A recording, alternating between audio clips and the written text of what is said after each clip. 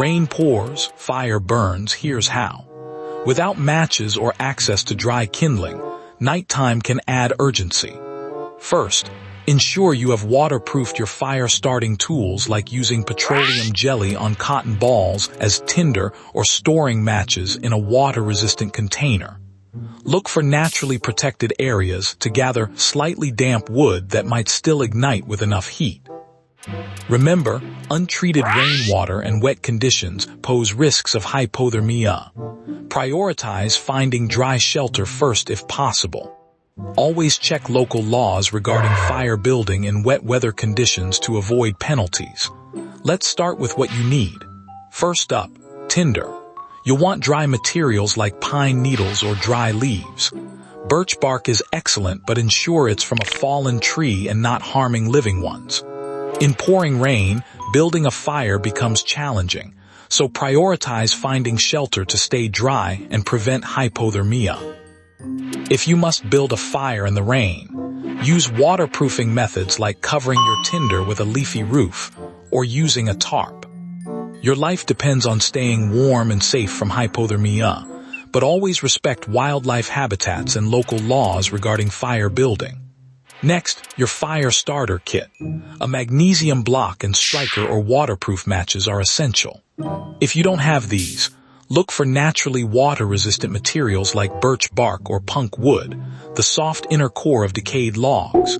Dry grass and moss can be hard to find in heavy rain, but if you do, they're great tinder. The rain isn't letting up anytime soon, so protect your fire starter kit from the elements and seek shelter while searching for dry materials. Always remember that building a fire during rainy conditions is challenging and requires careful planning and the right tools. Now, let's talk about building a fire in the rain. Finding shelter is crucial. Look for a spot that naturally shields from wind and ideally has some leaves or branches overhead to protect your fire from heavy rainfall. If natural cover isn't available, build it quickly but safely. A simple lean-to structure works well, but remember, starting a fire in wet conditions requires proper tinder and kindling preparation.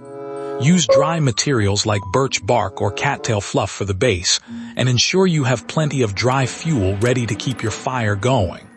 Also, check local regulations and seasons before attempting any survival activities. Step 1. Gather your tinder. Start with dry materials and gradually include slightly damp items as you build up. Avoid muddy or overly wet substances that can extinguish flames. Your tinder pile should be roughly the size of a soccer ball to ensure a good base for ignition. Remember, building a fire in rainy conditions requires careful preparation and adherence to safety guidelines. Always check local regulations before starting any open flame in areas prone to wildfires or under restrictive weather conditions. Step 2. Break out your knife or locate a source of dry materials for kindling. Look for small sticks, twigs, and branches that are completely dry, ideally from under the bark of standing dead trees or in protected areas like hollows and under overhangs. Avoid anything thicker than your thumb, as these won't catch fire easily. Remember to never collect or use any plants without positively identifying them with a reliable guidebook or an expert. Many lookalike species can be dangerous. Additionally, always check local laws and regulations regarding fire building in the area you're visiting. Step 3. Build your fire lay. Start with a base of dry, fine tinder in the center. Surround this with slightly larger kindling arranged like spokes on a wheel, ensuring there's plenty of space between each piece for airflow. The key mistake here is packing materials too tightly. Fire needs oxygen to sustain combustion. Step 4. Light the tinder using sparks from your magnesium block or a flint and steel. Ensure that all your tinder is completely dry before attempting to ignite it. If you're in desperate straits and these methods fail, consider using a battery and foil to create an electrical arc. However, this method requires careful handling due to the risk of shock. Aim sparks directly at the driest parts of your tinder pile, avoiding damp wood entirely. Always prioritize safety when building a fire, especially in wet conditions where unpredictable weather can exacerbate risks. Now, step 5. Once it's smoldering, gently blow into it to give the fire a boost. However, be very careful. Blowing too hard can suffocate your flame. Instead, slowly coax the fire with soft puffs of breath and ensure that each puff is gentle enough not to extinguish the fragile ember. Remember, building a fire in the rain requires patience and care to protect it from dampness and wind. Next, add kindling as needed. Start with small pieces and gradually increase the size. Remember, adding too much wood at once can smother your fire. Keep an eye on it and continue to add fuel in manageable amounts to maintain a steady burn.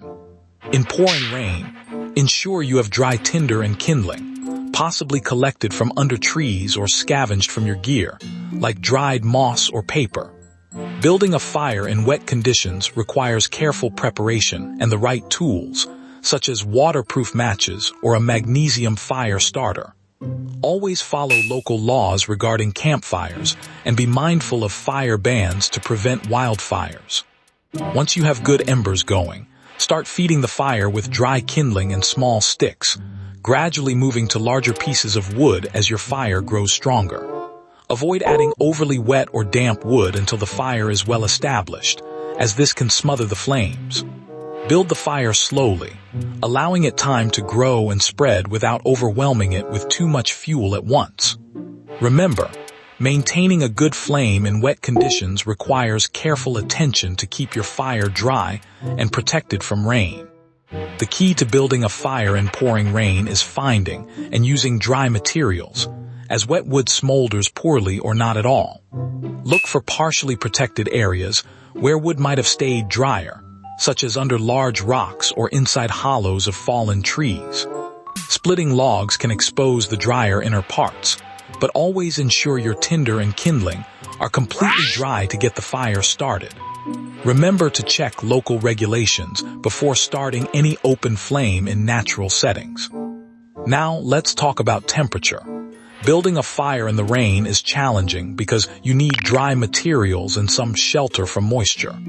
Once you have a good base of tinder and kindling, aim for high temperatures to help ignite them quickly and maintain strong flames. Ideally, your initial heat source should reach at least 500 degrees Fahrenheit to effectively start burning your kindling. Remember, always prioritize finding or creating dry materials and protecting your fire from rain to ensure it stays lit. As you feed the fire, carefully add fuel without overwhelming it. Too little fuel will cause the fire to die out, while too much can smother it. Pay close attention to the type of wood you're using. If it's still wet, you'll see more white smoke, indicating dampness, whereas dry wood produces less smoke and burns better. Remember, starting a fire in rainy conditions requires proper preparation, such as using dry kindling and sheltering the flames from direct rain. Always be cautious and ensure you follow local laws regarding open fires. What if it doesn't work? Check your tinder. Is the inner core truly dry, untouched by rain? Ensure you're hitting all parts of your fire lay evenly with sparks or heat. Adjust your shelter to better protect from wind and rain. And always remember that building a fire in wet conditions requires careful preparation and adherence to local laws regarding campfires, especially during rainy weather when conditions can be unpredictable. Remember, being wet isn't always a death sentence when it comes to building a fire, but proper technique and preparation are crucial.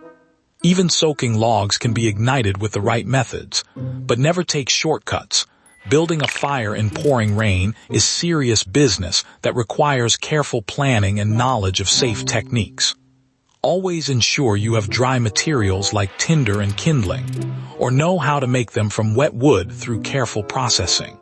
Additionally, check local laws and regulations regarding open fires during rainy conditions to avoid any legal issues. So how do you know if it's working? The flame should grow steadily and strongly, producing less smoke and more heat. If this doesn't happen, ensure your fire materials are thoroughly dry and free of moisture, and maintain a clean, airy fire structure to promote better airflow and combustion. Remember, building a fire in the rain requires careful preparation and attention to detail, including using waterproof matches or a fire starter like petroleum jelly-soaked cotton balls. And always check local regulations before starting any open flame. And that's the real trick: persistence and patience. Building a fire in the rain is challenging and requires careful preparation, including finding dry materials like inner bark or fine, dried grass from under logs, using proper waterproofing techniques for your tinder and kindling, and understanding how to construct a wind shelter to protect your flame. Remember, always check local regulations before starting any open flames during wet conditions, as fire bans may be in place. This is educational only. Foraging, hunting, and fishing carry real risks and are governed by local laws and seasons. Always verify plant and animal IDs with an expert, follow your local regulations, and never eat anything you can't 100% identify as safe. First things first. Wet logs aren't the end of the world if you know how to handle them, but they do need some finesse. The key is in proper preparation. Start by finding a source of dry tinder. Look for materials like inner bark from cedar trees, cottony thistle down, or cattail fluff. These work better than pine needles in wet conditions. Gather plenty and store it under your shelter to keep it dry. This forms the foundation of your fire. Always remember to positively identify any plant material with certainty or consult a field guide before using it for tinder. Never assume anything is safe without expert verification. Additionally, check local laws regarding harvesting plants from public lands. Next, look for dead wood that isn't fully saturated, but has only a thin layer of dampness on the surface. While finding wood still attached to a live tree might seem tempting, it's important to note this is not practical in survival situations, as removing wood from living trees can harm them and is often illegal. Instead, focus on collecting fallen branches or logs that show signs of being recently down, but are less saturated than those lying on the ground longer. Make sure to gather a variety of materials including tinder, kindling, and larger fuel pieces to build your fire successfully in wet conditions. Always check local laws before gathering any resources from nature.